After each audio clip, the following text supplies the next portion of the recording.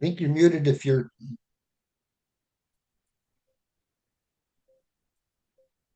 Hi, Georgia. Hi, Mark.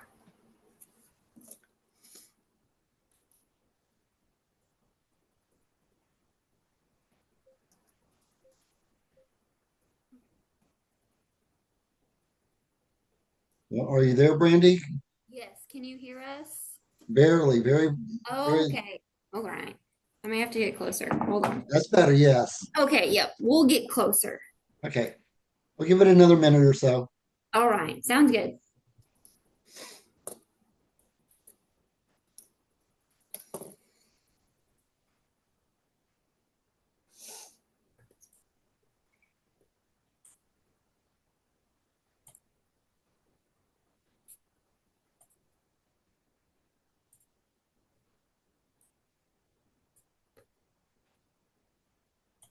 Trying to figure out the best way to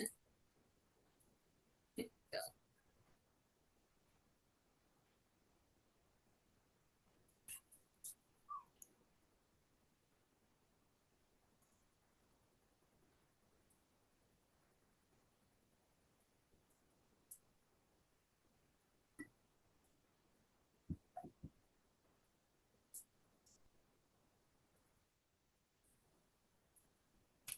I never hear the bells go off in town. It kind of startled me. Yeah. No, I never. I guess here, obviously, at that Yeah, exact time. at that exact time.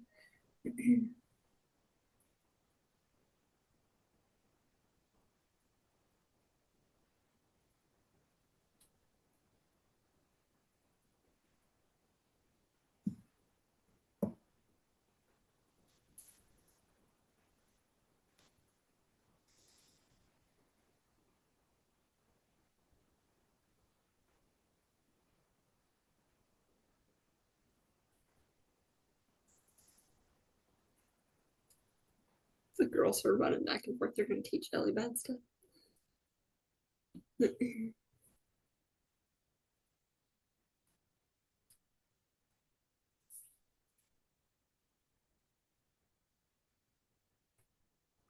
Well, I've got 6:02. We are recording, so the volunteers can watch the recording. And I know a few of them were looking forward to the recording. Uh, so, uh, Brandi is from First Community State Bank, and Georgia is one of our greatest volunteers. We love her to death, or love her to life, I guess I should say. So I will turn it over to you, Brandi, and let you present. All right. Well, I'm going to share my screen here. I have a little presentation. Here we go. Perfect. All right. Can you guys see it? Yep. Okay, perfect. This is my first Zoom, so bear with me. Okay, so every year, because we are a community bank, we do what's called an impact project. And so each of our markets presents, we basically reinvest into the community. So we like to work with low to moderate income individuals because those are typically the people that, need a little, need some donations. So we we're super excited to get to work with you guys this year. Last year we worked with the Safe House, and actually that continued into a quarterly budgeting class that we still get to today. So it's my favorite part of my job. So that's a little bit of backstory about why we're doing this, and I hope you guys enjoy the presentation. So I'm Brandi Petrie. I'm at the Jackson location, First State Community Bank. And then this is Kathy. Hey. She's our branch manager. Here for moral support. Yes, yes. So we'll just kind of get to it.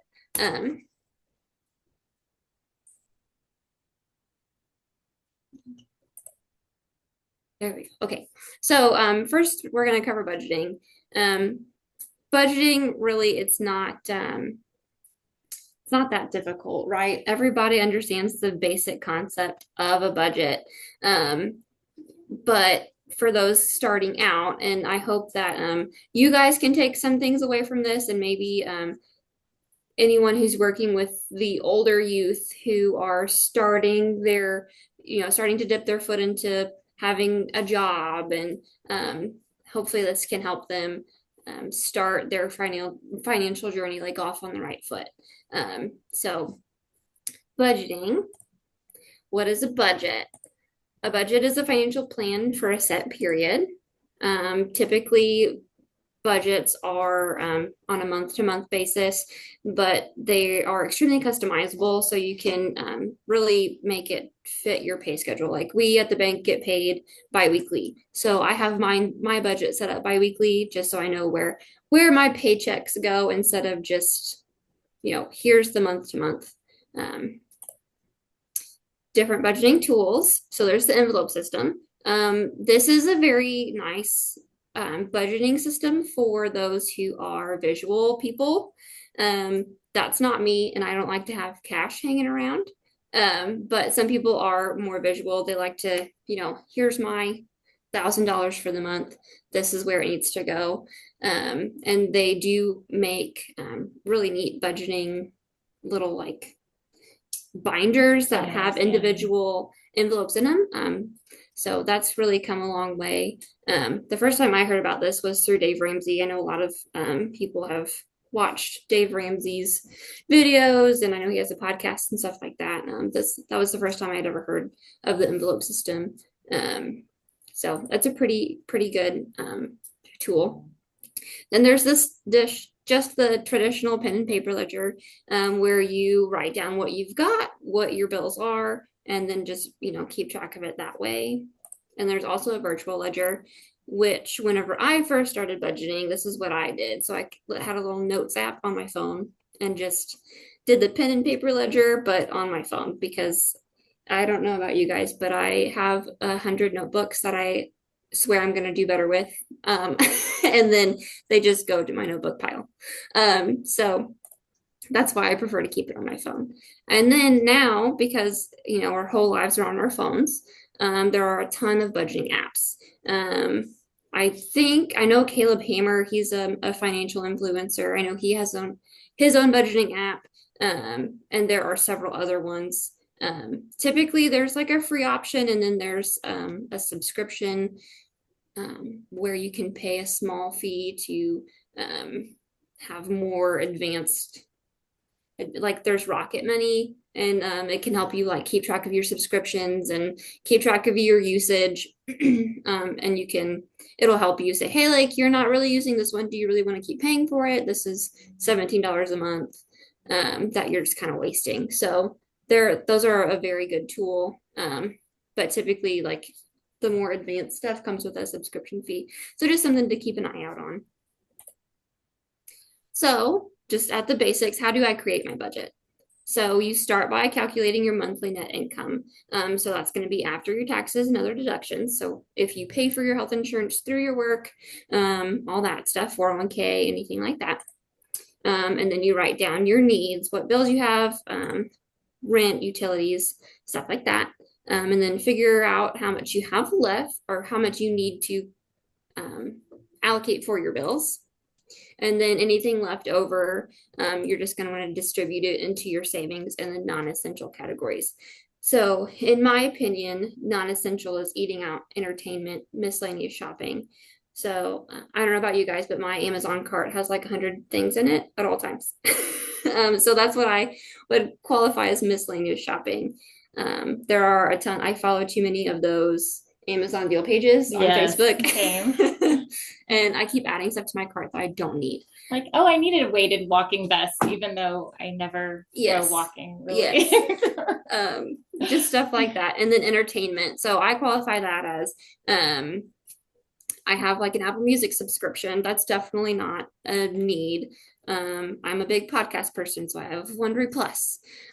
Also not a need, but that can also be your Netflix, Hulu, going to the movies, stuff like that. So anything that you don't need to survive, that's going to be your non-essential. So basic budgeting rule is the 50-30-20. And this is a really good place to start. So 50% of your income should go to your needs. which are rent or your house payment, utilities, groceries, car payment, gas, insurance, then any loans you have. So student loans, any type of personal loan, if you have credit card debt, stuff like that. We need to make sure those bills are paid so that, no one comes after you, right? The next 30% of your income should go to non-essential wants, entertainment, your streaming services, music subscriptions, going to the movies, stuff we just talked about, miscellaneous shopping, eating out. And then the last 20% should go to Door open. your next 20% should go to savings or making principal only payments on debts. So here in America, the tradition, like the vast majority of people have debt that they want to get rid of. Talking about credit card debt, personal loan debt, student debt. So 20% of that, obviously, we want to go to your savings because in a slide further on in the presentation, we talk about how many people can't afford an emergency. So obviously we want you to have a savings, set up an emergency fund, because if your transmission goes out or you blow a tire, those things are very expensive and can definitely add up. So obviously we want you to put towards your savings first, but once you've got a good emergency fund, making principal only payments on your debts, that's really going to pay down your debt faster. We just bought a house not too long ago, and we were looking at our payment schedule, and we've paid like $12,000 towards it. We just bought it in November, so we've paid like $12,000 towards it. And then in our, on our actual towards our principal, it's like $1,500. So that's that's how all of our debt works, right? We're paying the interest first, and then we're gonna really work towards that principal. So any unscheduled principal payments you can make will really shorten the life of that loan. And who doesn't want to get out of debt? And then here's a pie chart just saying everything we talked about. So your needs, your wants, and then savings. All right, speaking of savings, so we were talking about an emergency fund, sorry. So 59% of Americans cannot afford $1,000 emergency. And honestly, in today's, day and age, it's $1,000 doesn't really get you far. It was going to cost me like $800 for new tires. That's crazy. So your emergencies are just getting more and more and more expensive. So realistically, $1,000 emergency is going to happen more often than we'd hope for. So large purchases, like a down payment on a house or a car, or buying a car outright. A good way to save. We have a program called Pocket Change, and lots of other banks have this too, or a form of it. So anytime you swipe your debit card, it's going to round you up to the next dollar and deposit that into another account. Like I have mine set up to go into my kids' savings accounts, and I don't even think about it. It just keeps adding up. The other day, it wasn't the other day, but I was looking at it and I was like, holy cow, there's already like $60 in there. It's crazy how fast it adds up. And, at the gas pump or at Walmart, you don't really miss that few cents. And it's just, whenever you're not paying attention, it's just like toss and change into a change jar. It really adds up quicker than you think. And then you're going to want to save towards any type of goal. So, college or retirement. If you don't have any type of retirement fund, obviously we want to encourage you to set up some sort of IRA, or if your employer offers some sort of 401k, definitely we want to encourage you to participate in that, especially because most places do match. So especially the younger you are, the younger the kids you're working with, definitely encourage them while they're young and don't have a ton of responsibilities to max out that 401k. That way, whenever they have kids, they don't have to be so concerned about the far off future as far as retiring. And then also a good way to save that a lot of people don't think about is to get your insurance quoted. it doesn't cost you anything to shop around your insurance. We were just visiting with some customers, and it feels like everyone is getting increases on their insurance premiums. Like it's coming up for renewal, and it's like $300 more than it was last year. It's something we're hearing pretty much every day at the bank. A lot of banks do have relationships with insurance agencies. Here at First State, we actually have, like, under the big First State umbrella, we have an investment company and our own insurance company, which, fun fact, is the largest brokerage in St. Louis. So we have lots of relationships that, we can get you quoted. We just picked up Progressive, a lot of smaller carriers that you don't see commercials on, that can compete with, Geico, Progressive. And we've got Geico, yeah. Oh yeah, we just got Geico too. So that we can have a local contact. Yes. For for those names. Big places. Yeah. So cool things about that, and just, it doesn't hurt to just shop around. Worst case scenario, you don't save any money and you don't leave. It doesn't cost you anything to email somebody and say, hey, I was just wondering if you could get me a quote. Really no harm. Okay, now getting into kind of pivoting to banking services. So I want to talk about, like, kind of the difference between a local institution and a national banking institution. Obviously, there are pros and cons to both. So for local financial institutions, convenient locations, local decisioning. So this means, you're more than just another number at a local institution. So, if you've got some sort of derogatory remark on your credit, there is some more gray area with local institutions. I'm not saying that's 100% of the time, but a lot of times a local lender will be more willing to work with you on some of that stuff, and maybe like, okay, well, I understand the situation. We can go ahead and make this loan for you, but I really want to see you pay this off in, this length of time. Local customer service. We hear all the time. We've got a few rock stars on our team, but we hear every day.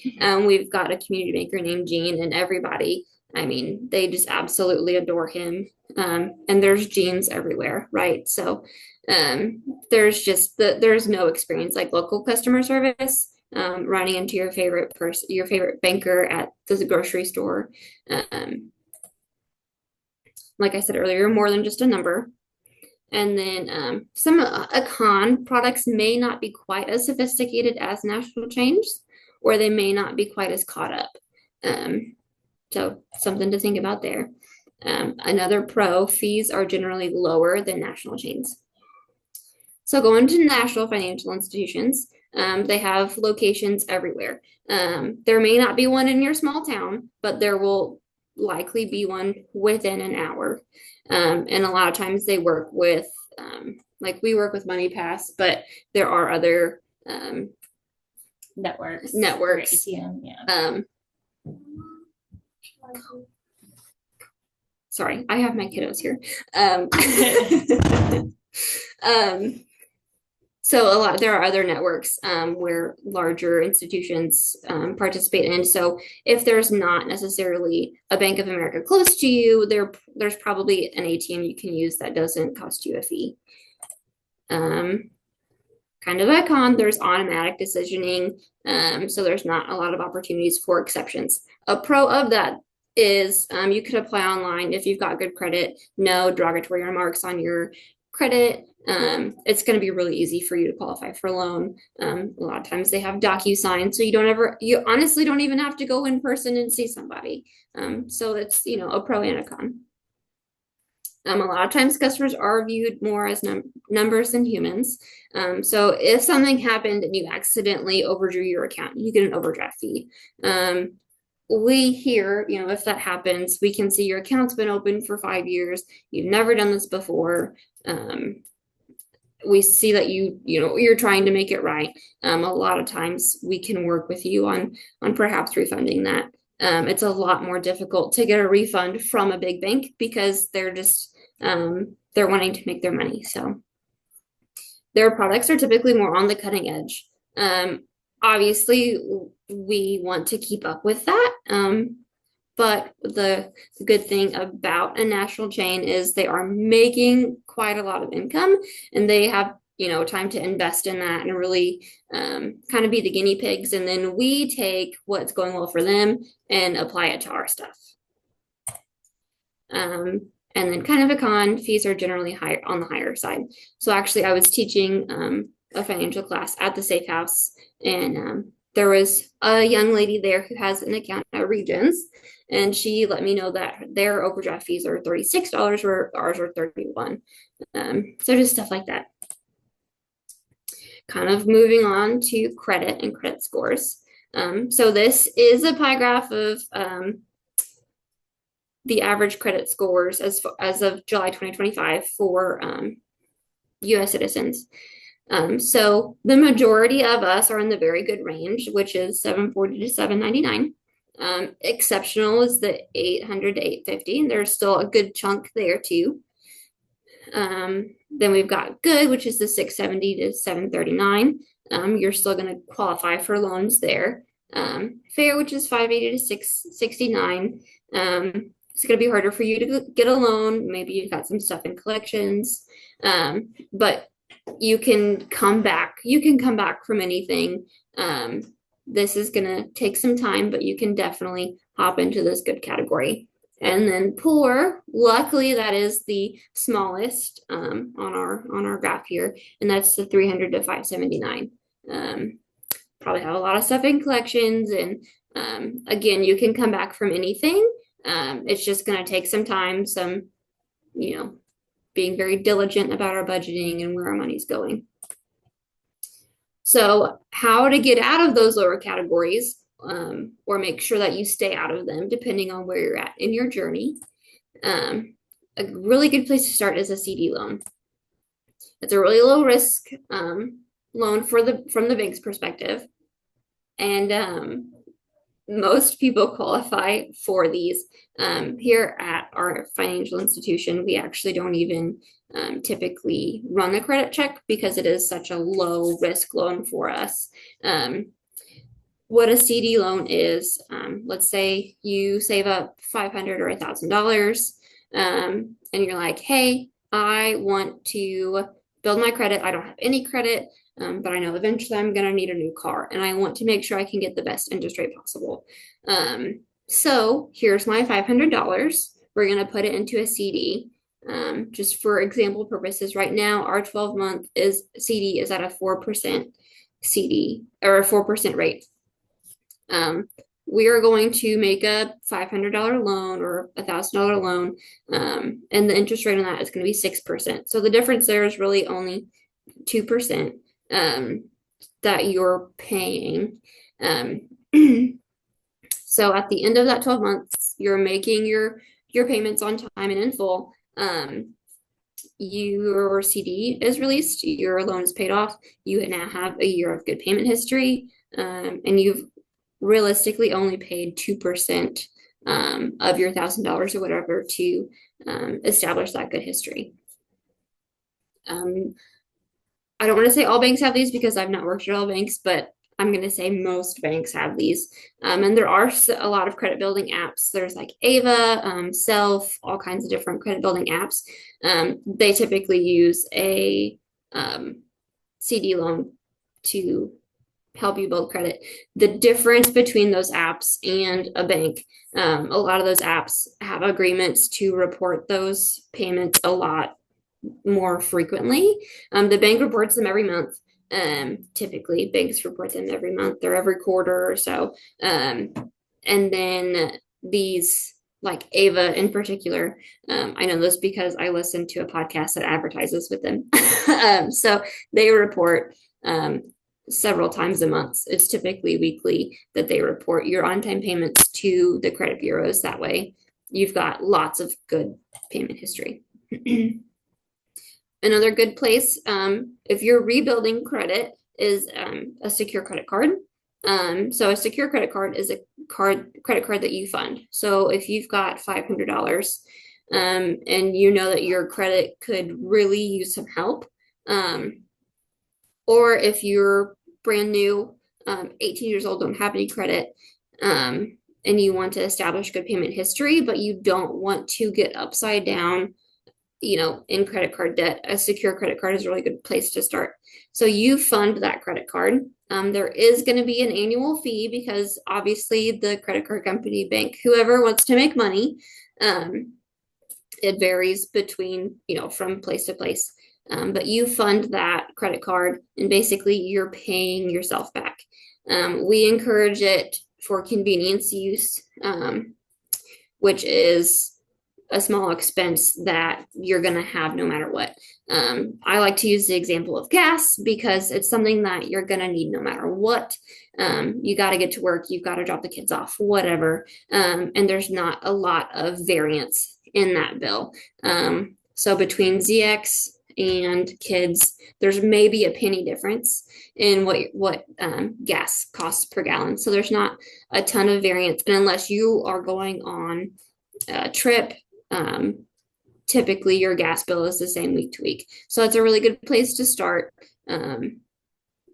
If you weren't using your secure credit card, you were probably going to be using your debit card. So instead of using your debit card, just kind of save that up until the end of the month. Or you can even, a lot of places let you make multiple payments a month. So you use your secure credit card at the gas pump. You get home, you hop on your app, you pay it off. And then that's a really good way to just go ahead and establish that good payment history as well. I don't like to encourage grocery shopping because of impulse spenders like me.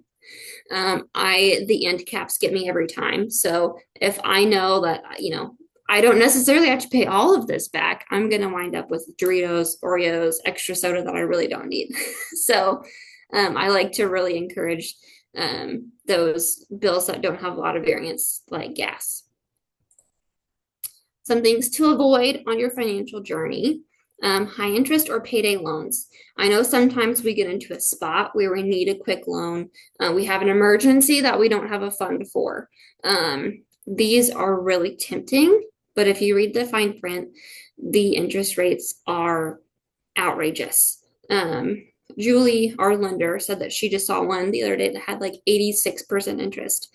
I don't know how these are not considered predatory lending, but it's crazy. And once you take one, it is so hard to get out of the cycle because the interest that you're paying back is just absolutely, it's just so hard to get yourself out of that.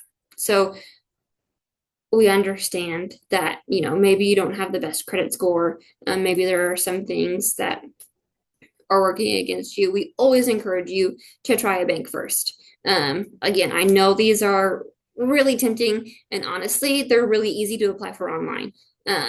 But it's really hard to break the cycle. So please stay away from them when possible. Another thing to avoid, I know I just was kind of talking about secure credit cards being a good thing, but not all credit cards are secure credit cards, right? So when I was 18, I could have qualified. I shopped at Maurice's a lot because I'm from Farmington. That was like the only place we had to buy clothes. So I could have qualified for like $1,000 Maurice's card. And I was like, no, that's all right. I don't need that. I saw my parents fight off getting their credit card debt. So I knew I didn't want to get into that. But that is something a lot of young people can fall victim to, like, oh, I qualified for this $2,000 limit. That's all fine and dandy, but once you max it out and you're not necessarily making an income that's easy to pay that off, it's very easy to find yourself upside down when it comes to credit cards, especially if you struggle with spending. And that's something that a lot of young people, they haven't experienced a lot yet. So they can definitely find themselves in a bad way, because to qualify for a credit card, you can qualify with having no credit. So definitely, we don't recommend credit cards if you're just starting out, unless you're really disciplined, which at 18, I was not. So, and then also, some predatory practices when making large purchases. Not everywhere is like this, but when you're sitting down, closing on a vehicle that you're buying, a lot of places are going to try to sell you some things that you don't necessarily need. Gap insurance is a really good thing, but it can also be kind of pricey. So it's just, and you can also get it through your local insurance. And a lot of times it is cheaper through your actual insurance provider instead of purchasing it and adding it into your loan. Yes, it's maybe $900 whenever you buy your vehicle, but whatever your interest rate is, you're paying interest on that too.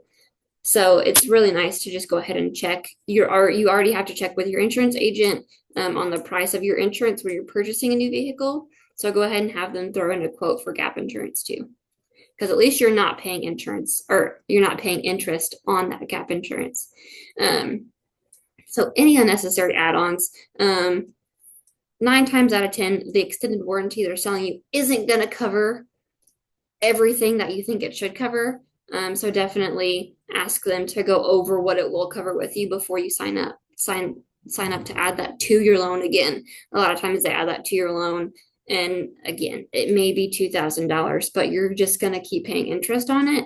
And it may not necessarily be worth it. So I'm not saying all of the add-ons are bad. Just definitely do your research before you just sign up for them, because ultimately you're likely going to be paying interest on them because most of the time they lump it into your loan. So just things to keep an eye out for. We kind of went over everything pretty quickly. But if you have any questions, please feel free to call. Obviously we can ask them now, but I know that this is recorded for those who couldn't make it. So if you have any questions, please reach out to me by phone or email. I'm here 8 to 5 every day. So, and then Kathy, she's also a great resource. We have a great team here at the bank. So if you can't reach me, there's somebody here that can definitely assist you, and we're always happy to help. So thank you guys for your time. So I mean, that's pretty much what I have, unless you guys have any questions. Georgia, Helen, do you have any questions? You're muted. Got it. I had a couple.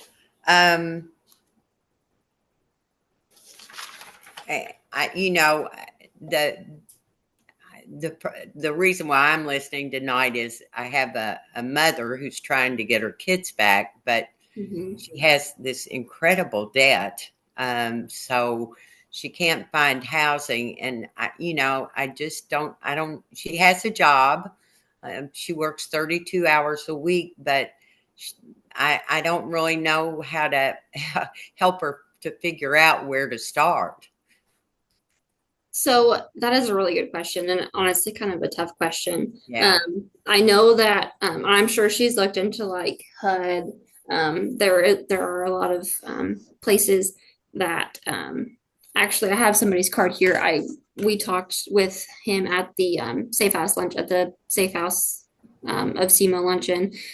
He works with area properties, and he said that they have a lot of people who use HUD that live in their properties. So I would have her maybe reach out there because he's works with the Safe House a lot, and a lot of those ladies who are coming out of bad situations, and don't have a ton of income, maybe have some bad stuff on their credit from either their own selves or maybe a prior partner. So I know that they do a lot of work with the Safe House residents. So I would maybe have her check there. Okay. And see. His name's Chris Long. He's currently a property manager, but the organization that I've heard of a little bit, and I would have to check way more into this, but Community Partnership. Yeah. I believe, have you worked with them at all? I thought that they would help a little bit, but I don't actually, I haven't personally. And we've thought about Catholic Charities too. I know sometimes they'll help with things like that. It's just she owes so much. I just don't know how she's going to get out of it. Well, and unfortunately, I mean, we don't obviously want to encourage bankruptcy. Oh, yeah. But at the same time, I mean, this may be a situation to even just look into it. Yeah, to meet with someone and just talk through it. I mean, would say that would be my, one of my last resorts. But if it's literally that or having a place to live, then that kind of is a situation where it might be unfortunately something to look at. Mm-hmm. Gotcha. I mean, it's going to mess up her credit for a long time, but honestly, the reality is her credit, might already be a mess. And so, right. Yeah. I mean, it's not start all over. Yeah. But I don't know that it's going to make it worse, maybe at the time, At the same time. The other thing I've heard from younger people is, and they may be right, but I've had several teenage or young college people tell me they have more than one credit card because having more than one will build their credit history faster. Is that true? It is. It's true. Well, on your credit report, it does look at the number of lines of credit you have, not just that you have one that's good. One good one is fine, but but they do look at the number of lines you have open, and so it is good if I have a 22-year-old son, and he has 2 credit cards. One he rarely ever uses, but it is kind of his backup, like just in case one would get compromised some which way or whatever, he does have that backup method. And so, I mean, I think it's just, being responsible with them, but there is definitely something to that. And also for maybe some parents, to set your kids up well, if you are, have responsible, if you're responsible and have good credit too, adding your kids as they're older as authorized users on your credit cards, especially those that you've had a long time. If you've had a credit card a long time, even if you don't use it, don't close it, because when you close one of those lines, it will negatively impact your credit, which is wild to me. I don't understand because it seems backwards in my opinion. But if you've had a credit card for a long time and have, a teenager and you want to set them up, definitely for convenience use purposes, like we talked about earlier, adding them as an authorized user and not giving them the card, but just, using it, paying it off. That's going to establish good payment history for them as well, without them having to do anything. So good idea. And my last question, do you all go into schools and do some education for high school kids getting ready to so we do. Right now we work with at the Jackson School with the JAG program. There some and that's junior high age. Yeah, that's junior high. But I mean, we definitely are very willing to work with any group, that, will have us. And we also have a tool that we're having some teachers use. There's another card called Greenlight, which is it's like an online debit card, or it's a debit card system, but it's more aimed at kids, really, usually. And at least they have a whole educational program that they offer that's free, completely free. And so we have some teachers that are using that, even if we're not there physically, because sometimes I know, like, a lot of the advisory classes at Jackson wanted to do some financial education, and we love to go, but the catch is all these advisory classes are the same hour of the day, and there's no way we can be in 50 different classrooms at the same time. Have people here, because a lot of times it's like lunchtime too. So we still have to have people at the bank. So we do have some great, online educational programs too, that we could share that site with you too. Okay. Great. Thanks. Thank you.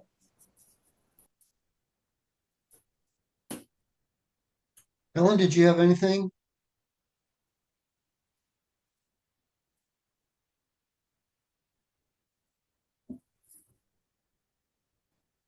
They're off the grid.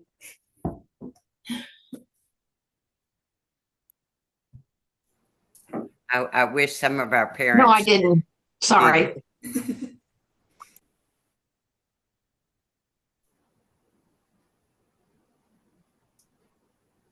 You were going to say, Georgia? I wish some of our parents could get this. Well, You it know, has been recorded, and we can yeah, tell them to find it on share of it. YouTube. Yep. Absolutely. And we also we say at every class that we get to teach at the Safe House, banks, we had somebody tell us actually at our last meeting, it is so intimidating to walk into a bank because I know I have issues and I'm embarrassed, and we want everyone to know, like, we are not scary people. We want to help. But we also completely understand that it can be intimidating whenever you know you've got some stuff that you're not proud of, or maybe that's not your fault, you know, whether it's a prior partner. We are so happy to be able to help you get where you want to go. Our lender, Julie, she's wonderful about credit counseling. Anytime she has to deny a loan, it's never a hard no. It's not yet, but I would love to help you get there, and here's what we can do. So I know we can be intimidating, but I promise we're not. And we are happy to help. So if you know anyone that's in a bad situation, we know that it can be embarrassing, but we are compassionate and caring, and we want to help. So That's great. Well, I definitely want to thank you for being here this evening. And like I said, it is recorded so they can watch it later. So, again, thank you. And I will bid everybody a great evening then. Thank you. You guys too. Thank you. Bye. Good night.